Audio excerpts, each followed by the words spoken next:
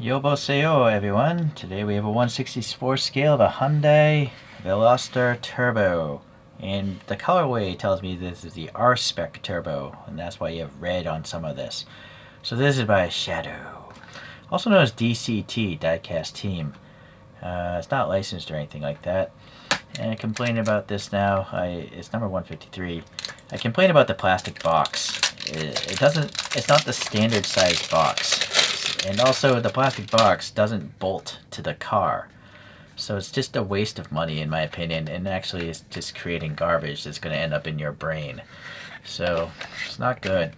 You just have a cardboard box like Mini GT. See? I don't know why someone would want to display a model inside of a blister pack, right? It's just strange to look at, right? So every other brand would bolt this to the box. But because it's not bolted, actually GCD also does this. That doesn't make any sense to me. Please, if you love this idea, please leave a comment. Why do you love a box that allows a model to do that? So it's just pollution. It's just garbage. Let's hope that the model is nice. So comparing to some images here, we do have this nice blue and reddish accented car here. Wikipedia tells me this is the first generation Veloster, which was made for between 2012 to 2018. And in the US spec, it was around 200 horsepower out of this 1.6 liter 4. And other countries would get lesser outputs, I guess you would call it. And it's a front wheel drive system, and it's supposed to have asymmetric doors, although I don't see that. Oh, I do see that. This side there's only the driver's door, but this side, or in this country, there's 2 doors. So maybe the other side only has 1 door. But let's see if that's captured in this model. First, the metallic blue is really nice. It's almost like a spectre flame, like a clear blue maybe? It's almost like chrome in certain instances. But it's also like kind of clear because you can see the edges of the casting get brighter. And also the paint is pooling in the gaps and looks quite dark.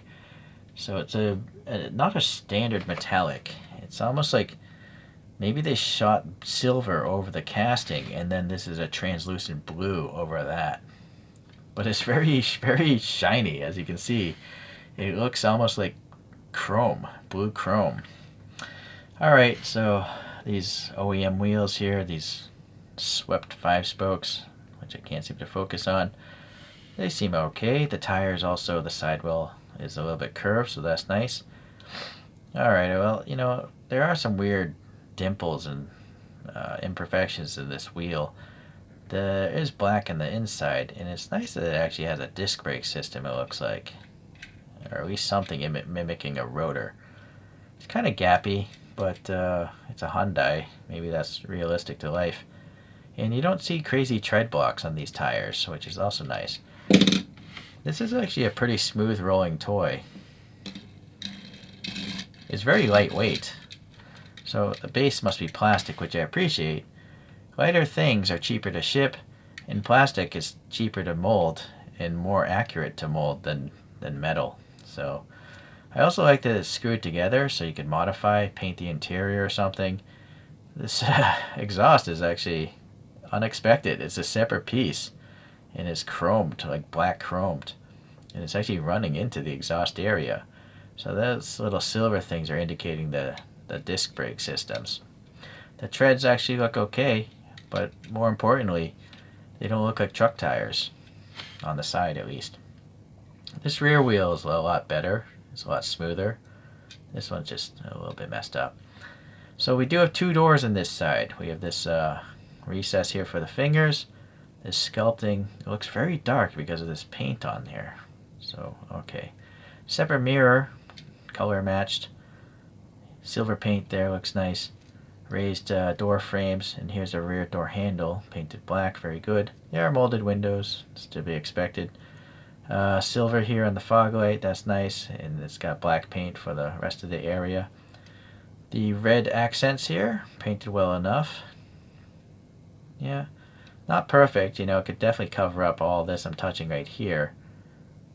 But this is a cheap model, so it's nice that they have something in the license plate area telling you exactly what it is. Did it tell you on the bottom? No, it doesn't tell you the brand or anything on the bottom, so the Hyundai badge looks good. The grille detail, nicely molded. The headlights, clear plastic pieces, and some sort of molded in yellow. I don't feel like it's dark enough though. The turn signals on the photographs are orange, but this looks yellow, so they could have used a different plastic to make that more realistic. Some sort of hood vents, no paint though. That's fine. Alright, we're going around to this side. Now, there is only one door. So it actually is asymmetric, like Wikipedia said. So, interesting. This door, that long. I'm trying to carry this line across. Yeah, see? This is totally different. That's interesting. Okay. Nope, that's not a contaminant. Some fuel filler detail. We have red plastic taillights and some molded detail behind them. This is black, a matte black with a red painted dot for a reflector, I assume. It's domed out quite a lot though, but I don't think the real car is domed. I think they're just flat lights, or slightly domed. Maybe they domed them out a lot because it might be easier to paint. That's what I'm guessing. These are nice exhaust tips after all. They're very round looking. You'd have to add some black paint though to make them look perfect. Nice again to have a license plate printing. And then even here, I'm going to zoom in, but there's some text printed very small. That turbo is legible. It's super small. Look at this toothpick next to it. And Veloster is also legible. The Hyundai badge could be a little bit lower. This recess is nice. Yeah. Pretty impressive. This is unnecessary though. You can't see defroster lines on cars unless you literally put your face next to the glass. So this is a waste of paint. I feel like it was unnecessary. And what's worse is you can't see inside the car because the paint lines are too thick. It does have the wiper blade painted black, and you have the third brake light, so that's cool. And then we have a big set of skylights on this thing. Sadly, not enough black paint made it here. You might have to hit that with a Sharpie or something. And we have a black interior, some ribbing lines again here. But see, I can see the interior because there aren't any weird defroster lines covering up the clearness, right? So, okay. Well, it's a well enough detailed interior. Molded seats, door panels, the dashboard looks okay. Oh, even a Hyundai logo on the steering wheel. That's unexpected.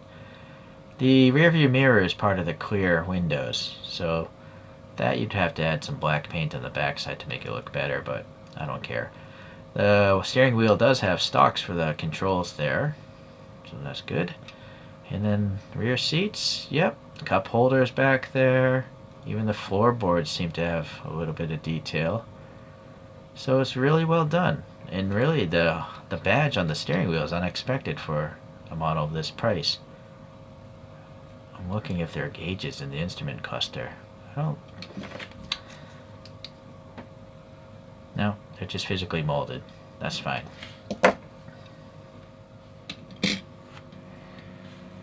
This is possibly my first Hyundai in my collection. I looked in my display cabinet and there were no Hyundais in there.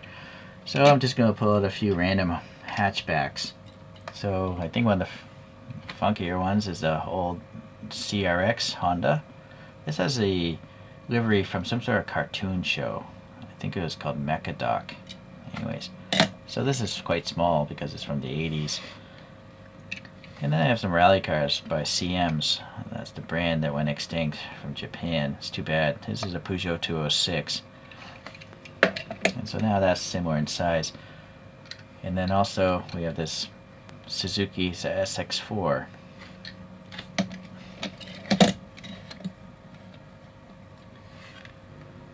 Yeah, so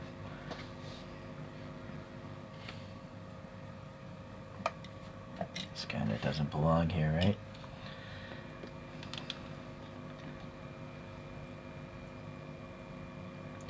Well, you can look up videos of those other models if you want to.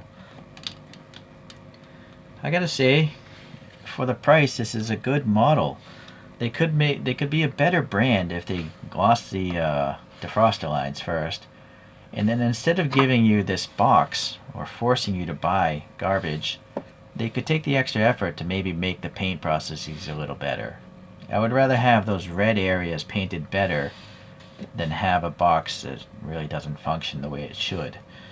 So that's my only gripe, really, just buying, stuff I don't want. I really want to buy a nice model. I don't want to buy a mediocre model in a box where it rattles around.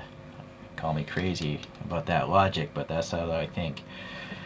But nonetheless, if you like Hyundais and you like inexpensive diecast models, this is pretty great. I like the plastic base because it's very lightweight. This is one of the lightest models I've reviewed in a long time. And that matters when you buy things online. Those shipping costs are all calculated by any smart business. So I'm all for plastic. In fact, I would rather have the whole model, the body, be made of plastic. The best models in 164 are resin plastic bodied models. You can get better details that way. Okay, well, I will see you guys around. I rather like this brand, Shadow. For the cost, it's got a lot of stuff that the more expensive brands don't have. Like Mini GT, I like that brand, but they cost maybe twice as much as this, and they don't have brakes, and they usually don't have interior paint details. So it's interesting. And this brand also, the tires are pretty good from the side view. I am rambling on, so I'm gonna bail out of here. Thanks for checking in today, and we'll see you in the next one.